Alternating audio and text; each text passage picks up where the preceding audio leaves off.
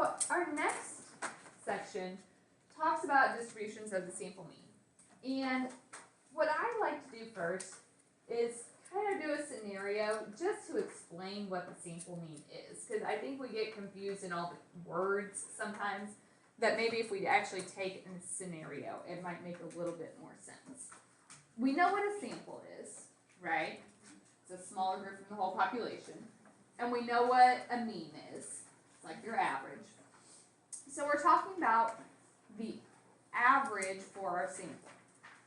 So for example, if I wanted to find the average household income in the United States, and I take a survey of 10,000 households, do you think the mean of my sample will match the mean of the entire population? Probably not. I would be extremely lucky if my 10,000 households had the exact same average as the average income in the entire United States. Okay? Do you think if I picked a new 10,000 households, would I get the same mean as the first time I did it? No, probably not. So we have to realize that when I'm looking at my sample means, I'm getting different ones every time. Every time I get a new sample, I'm calculating a different mean. And they probably don't match. If we look at how those are distributed, they are actually creating a normal distribution. So we're going to talk about that. The sampling distribution is basically the distribution that shows all the different sample means we can get. So I want to take a more concrete example to start with before we try to extend this to anything. So let's say I have 6 pumpkins, A, B, C, D, E, and F. Okay, and here is the weight. The population is the weight of the 6 pumpkins displayed in a carnival guess the weight game booth. You are asked to guess the average weight of the 6 pumpkins by taking a random sample without replacement from the population. Okay, so you're going to randomly pick a couple pumpkins, find that weight, average weight, and try to guess the population from that. Can we find the average of the true population here? Yeah, let's do it. So if I wanted the mean, the true average, what do we do? So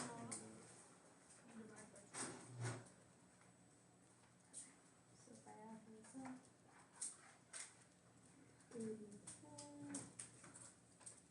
divided by 6. So the actual average is 14 pounds. If I wanted the sampling distribution for the sample mean for a sample of size 2. That sounds super confusing because sampling is in there so many times. Sampling distribution, we're basically making a table of all the different means for a sample of size 2. Okay, so if I pick 2 pumpkins, I could pick pumpkin A and B, or A and C, or A and D. So I've started this table for us. I've left us some gaps. We're going to kind of fill it in. Okay, so I've got A, B, A, C, A, D, A, E, and A, F. There's every sample that would have pumpkin A. I've got B, C, B, D, B, E, B, and F. C and D, C and E, C and F. D and E, what others do I need? Okay. So there is every possible combination of 2 pumpkins I can pick. So if I wanted to find the average weight, I have to take the weight of the 2 pumpkins I picked, add them up, and divide by 2. Right? So I did the first 3 for us. If I picked pumpkin A and E, pumpkin A weighs 19 pounds, pumpkin E weighs 10 pounds. So the average, add those together, divide by 2, and we get 14.5. If I pick A and F, pumpkin A is 19, pumpkin F is 17. If I add those together, you get 36 divided by 2 is 18. Filling in the gaps, pumpkins B and E. So B is 14 pounds, E is 10 pounds. Add those up, divide by 2, 12. I pick pumpkin.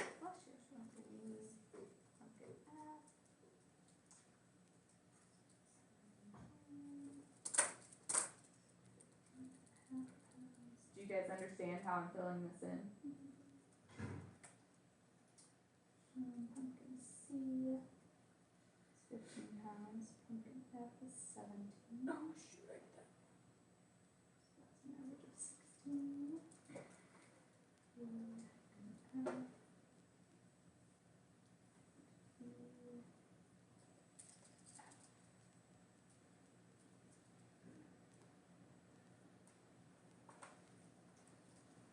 Okay.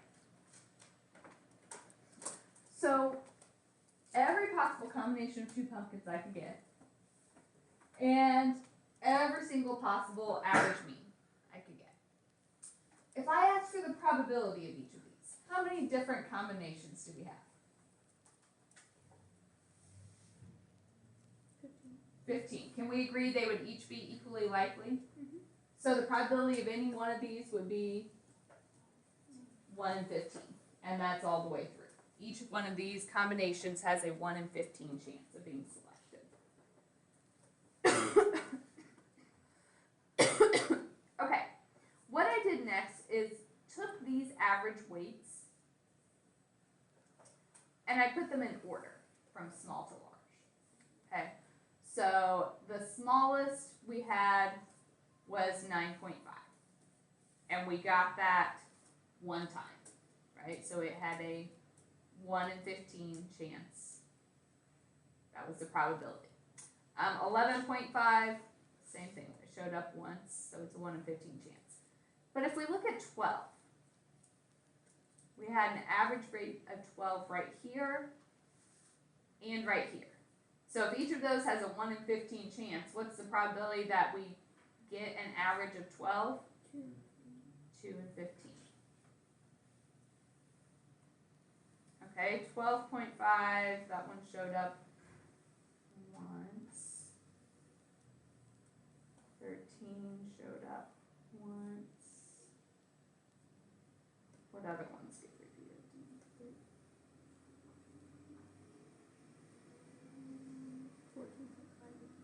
14.5. Is here.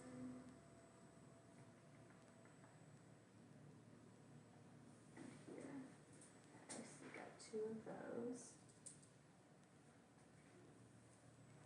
And everything else just showed up once, didn't it?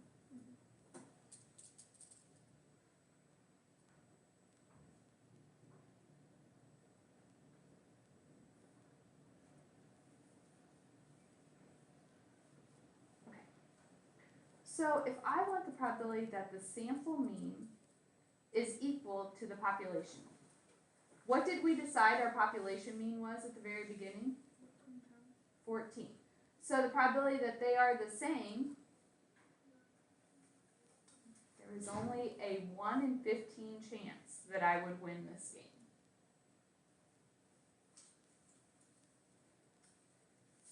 Okay, if I asked you for the mean of the sample means, so the mean is saying add all these up and divide by what? 15. So let's do that.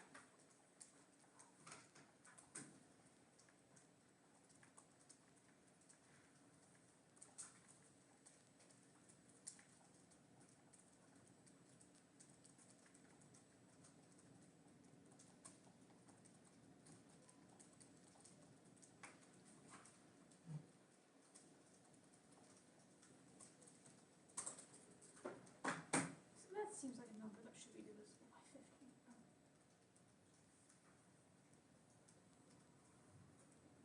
Interesting. Compare ones to tens.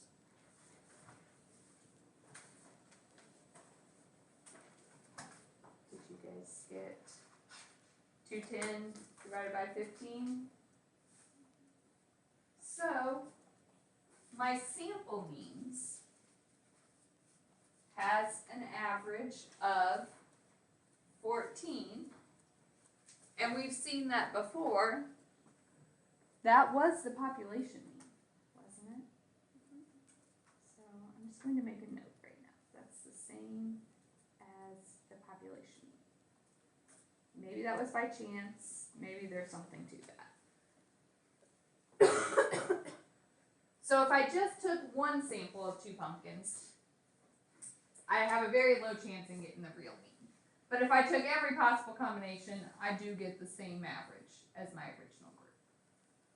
Okay, we're gonna repeat this, but let's say this time in your carnival game, they let you pick 5 pumpkins. So there's only 6, so basically we're leaving out 1 pumpkin at a time, right? So every possible combination of 5, we could leave out pumpkin F, we could leave out pumpkin E, leave out pumpkin D, leave out pumpkin C. We have the one where we leave out pumpkin B. Or we could leave out pumpkin A.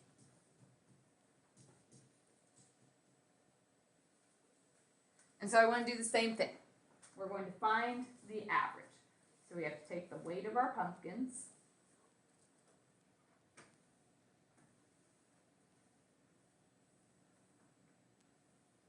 Add them up. In this case, divide by 5.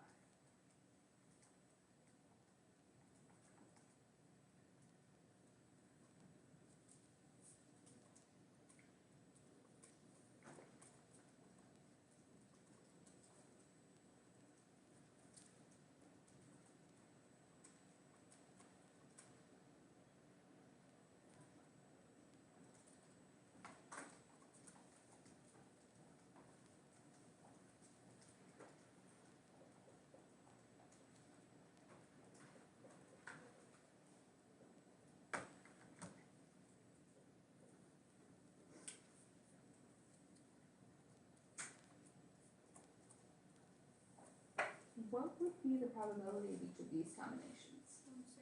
1 and 6. There's only 6 different groups I could create with my 5 pumpkins. All of them are equally likely.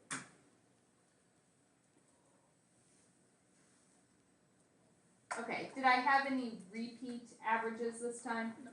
No, so unlike the last one, they were all the same.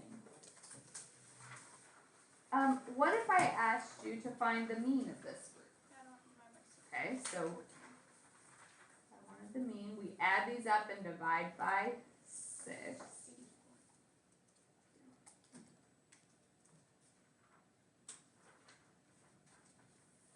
I skipped a question. No, you haven't flipped ours. I flipped it on yours.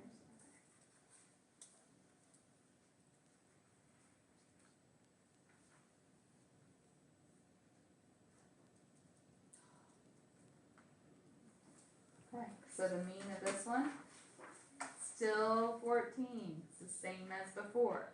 So, do you think that will always be the case? Yes. Yes. If you look at the sampling distribution with all the possible samples, the mean of those will always be the same as the original population.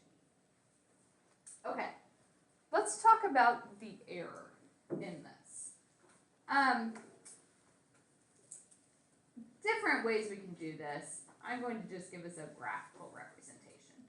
Okay, the first time we did it, what was the lowest mean we got? 9.5, and the biggest was 18. Okay.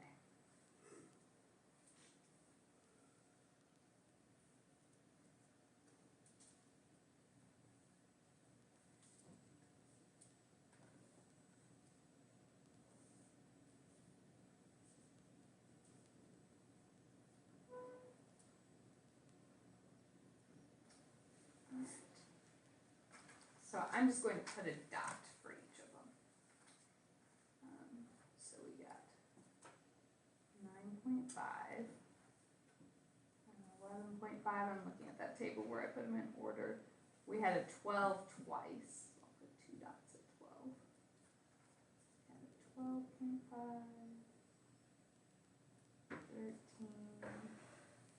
13, 13.5, a 14.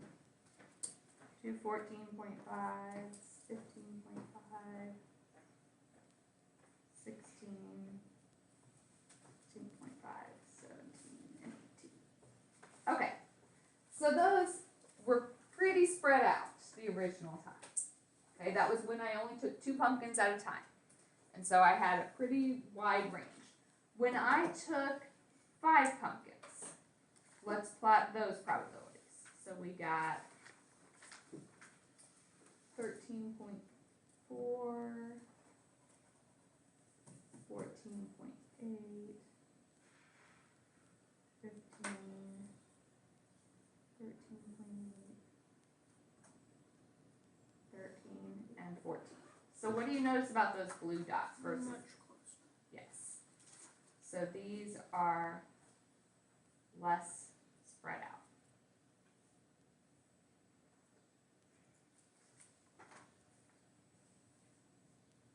Okay.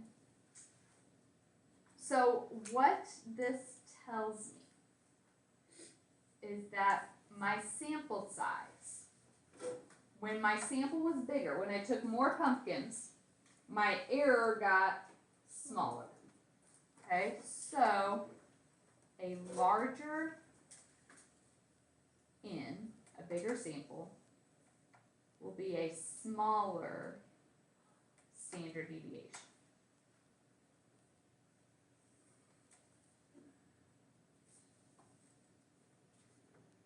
The more we include in our sample, the less spread out it will be, the more consistent.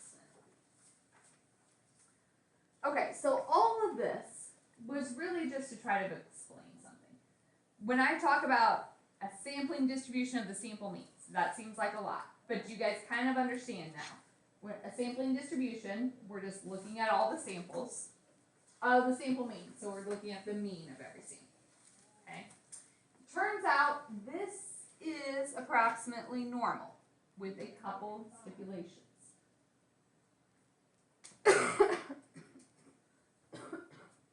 The mean and standard deviation for X bar, the sample means. The mean for the sample means is the same as our population mean. The standard deviation for the sample means is the population standard deviation divided by the square root of n. If the data is normally distributed,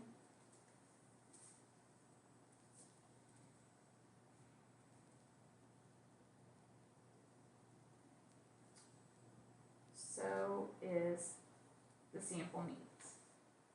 And if it's normally distributed, that means we can change it into z's and read our probabilities from the table. Alright, so big thing is this slide right here.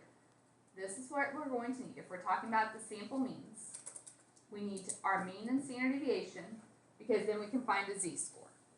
We do our sample mean minus the mean divided by standard deviation. And once we have it in terms of z's, then we read our probability from the table like before.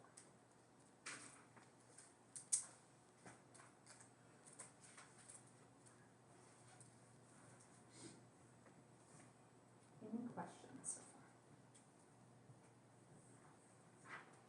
far? All right, so make sure you have your formula sheets handy. We're going to start looking up stuff.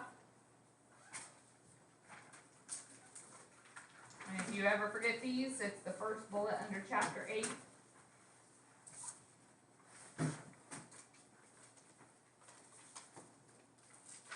So let's look at an example. The weights of pennies minted after 1982 are approximately normally distributed. As soon as I see that, you can do your happy dance. That means we can look up our probabilities on the table. Okay, we know they're normal. The mean is 2.46. The standard deviation is 0.02. Okay, this is for my population. So then when I look down here, it says find the mean and standard deviation of the sampling distribution of 200 simple random samples. This is asking you to find the mean and standard deviation of the samples. So we just denote that with the little X bar as a subscript. And we just said the mean of the samples is the mean of the original population. The standard deviation of the samples is our population standard deviation, so 0.02, divided by the square root of n. What is my n? 200.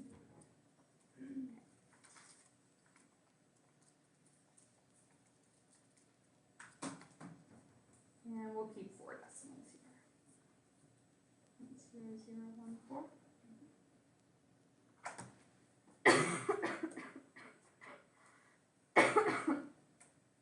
Okay.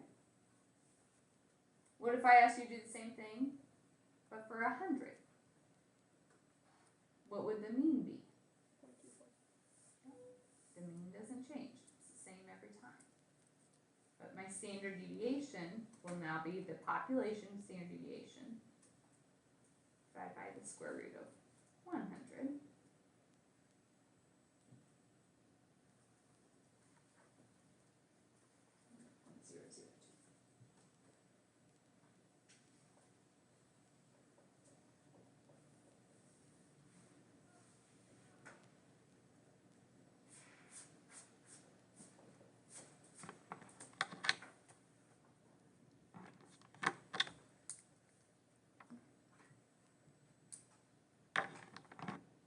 Are we okay with how to calculate those things?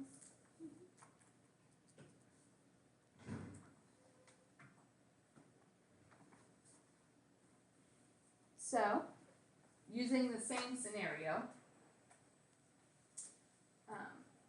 we want the probability that in a simple random sample of 10 pennies, we obtain a sample mean of at least 2.465 grams. So I want the probability, the sample mean, when I say sample mean, that's x bar, at least, so greater than or equal to 2.465.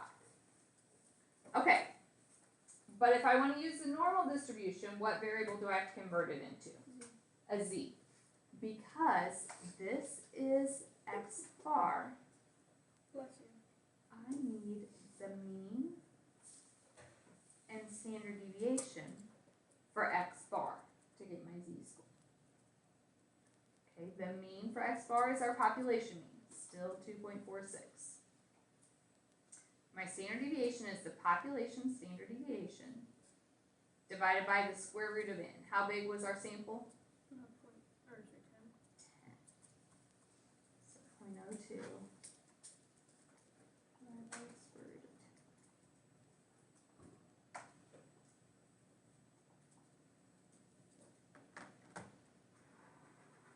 So now to get the z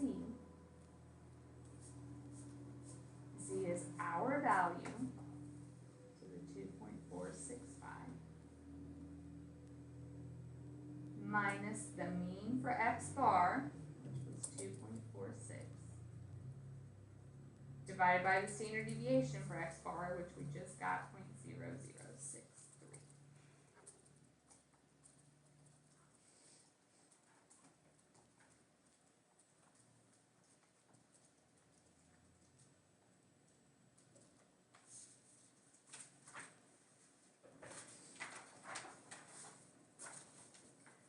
We always round z to how many decimals?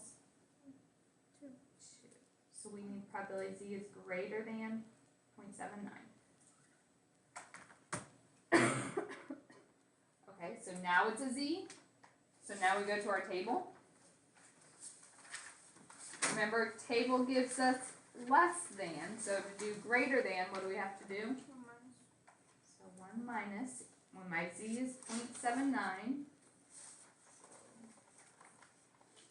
probability is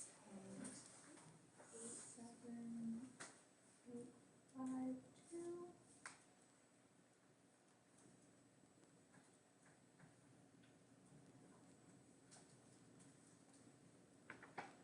Isn't 8? Oh, yeah. I said it the wrong way. Got it.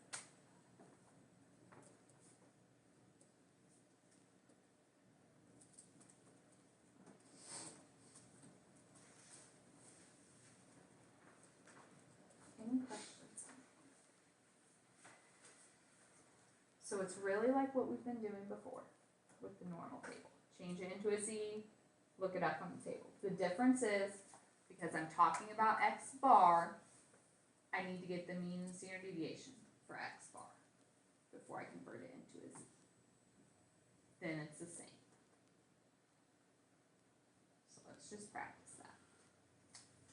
The engines made by Ford for speedboats had an average power of 220 horsepower and standard deviation of 15.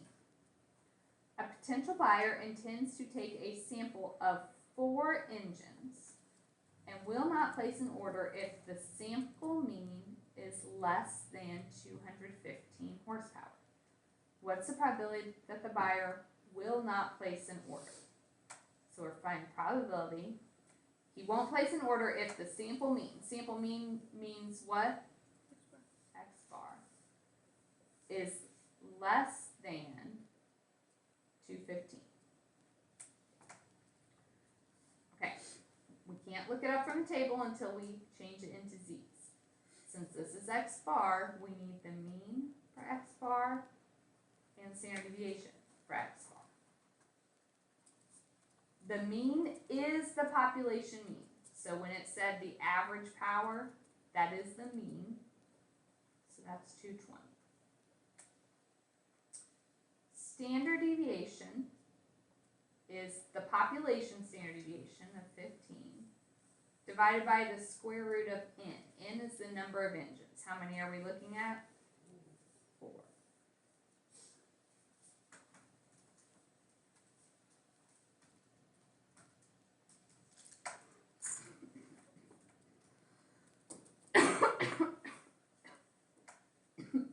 So now we have the mean and standard deviation for X bar.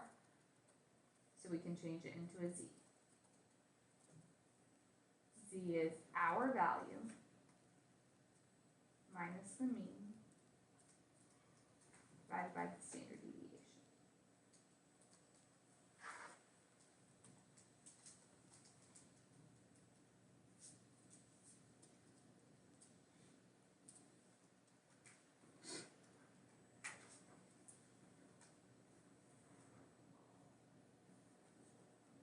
So that's a negative 0.67. Less than is the number from the table, so we just look up negative 0.67.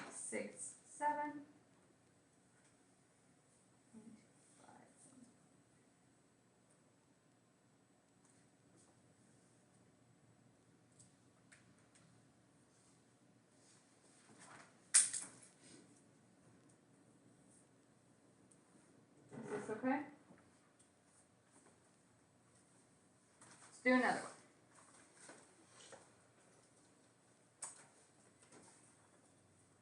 The IQ of humans is approximately normally distributed with a mean of 100, standard deviation of 15. Compute the probability that a simple random sample of size 10 results in a sample mean. So I'm finding probability, the sample mean, so that's X bar, greater than 110. So this is X bar, so we need mean for X bar, standard deviation for X bar. What's my mean? 100, same as the population. Standard deviation is our population standard deviation of 15 divided by the square root of 10, because that was the number included in our sample.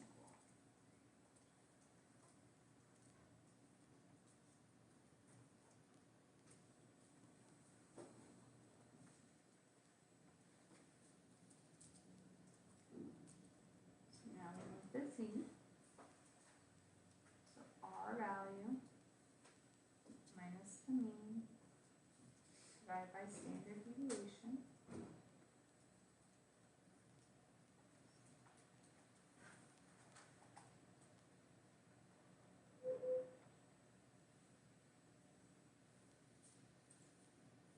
And calculate Z is greater than 2.11. How do we do greater than? Okay. So then if we look up 2.11, 0.26.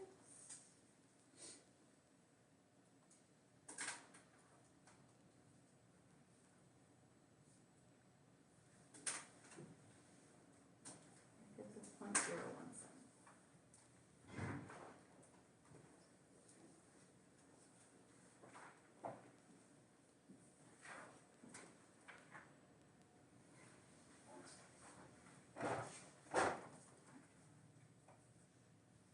Are there questions so far? I'm actually going to skip over a couple slides. So we've kind of talked about before how as the number of trials increases, things look more and more normal, right? These problems have all been telling us things were approximately normally distributed. Sometimes though, we aren't given that, so I'm actually going to jump ahead 3 slides. I'm going to go to this one. If we do not know if the population is normal, it turns out as long as the sample is 30 or more, we can assume that it's normal. So once you get enough data, it kind of naturally takes on that normal shape, that bell-shaped curve, and 30 is kind of that magical number. So even if the original data isn't normally distributed, then it becomes normal. If the n is less than 30, the original data has to be normal.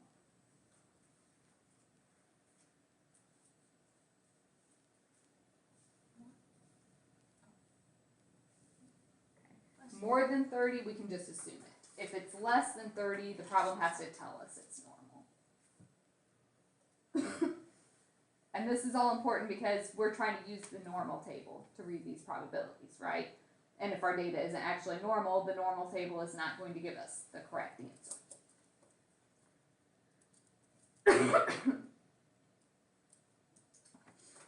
So we're going to do 2 more slides and then we're done for today.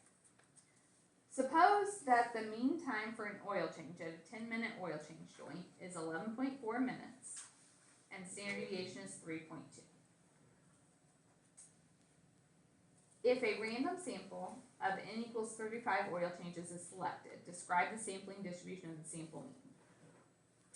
Okay, this is going to kind of become a common thing where it asks us to describe it, and there's really 3 things I'm looking for.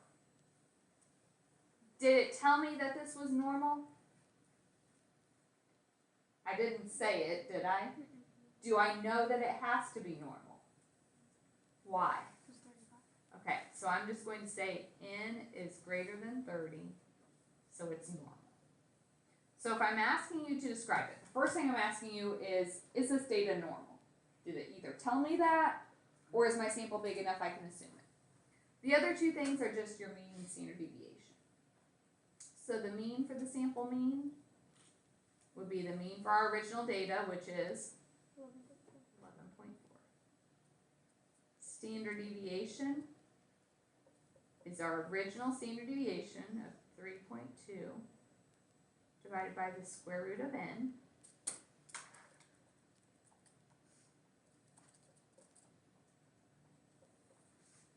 And we get 5, 4, 0, 9.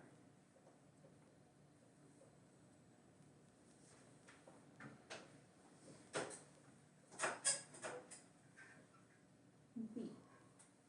If a random sample of n equals 35 oil changes is selected, what's the probability the mean, so x bar, is less than 11 minutes? So what do we have to do? Okay, we've already did our mean and standard deviation up here, so z is our value minus the mean divided by standard deviation.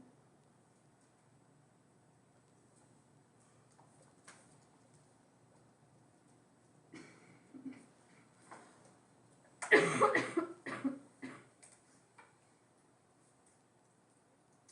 it's probably z is less than negative 0.74. Less than is what our table gives us. We know it's normal, so we use this table. So negative 0.74 is 0.2296.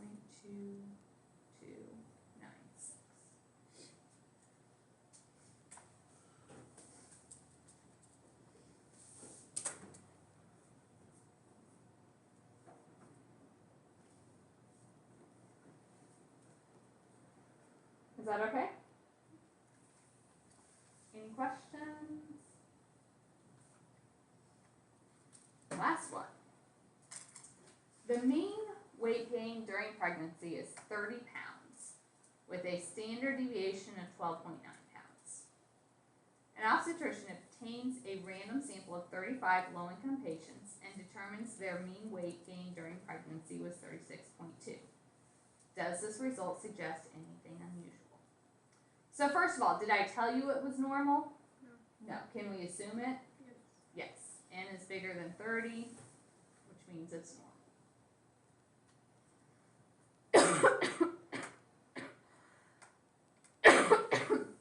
Okay. So if I'm trying to figure out if 36.2, can we use the normal table to decide if something equals 36.2? No, we have to do less than or greater than. Would we expect it to be more or less than this amount? Less, because we only expect 30. So to figure out if this is unusual, let's find the probability of being more than that. Okay, we need to turn it into a z. So we need the mean and standard deviation for x bar. What's my mean? 30. Standard deviation. So our population standard deviation divided by the square root of n.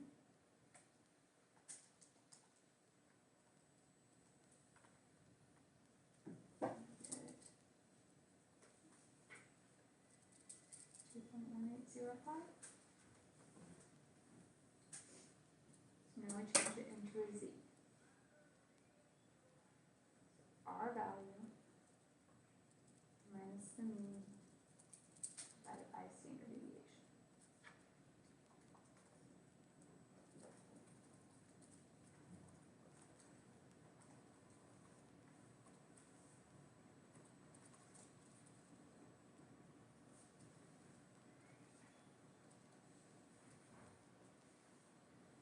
So we're finding the probability of being greater than 2.84. So greater than, we do 1 minus. We look up 2.84.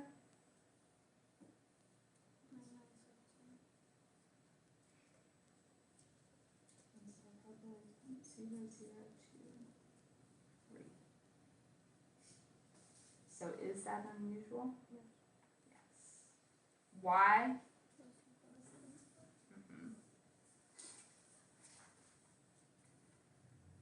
So the explanation, either we had a bad sample. Is it possible that somehow I just selected 35 people that didn't fit the norm? Yeah, I could have had a bad sample. Or it could be that this particular group has a different average. There could be some other underlying factor there. All right. Any questions? Okay. So I'm done for today.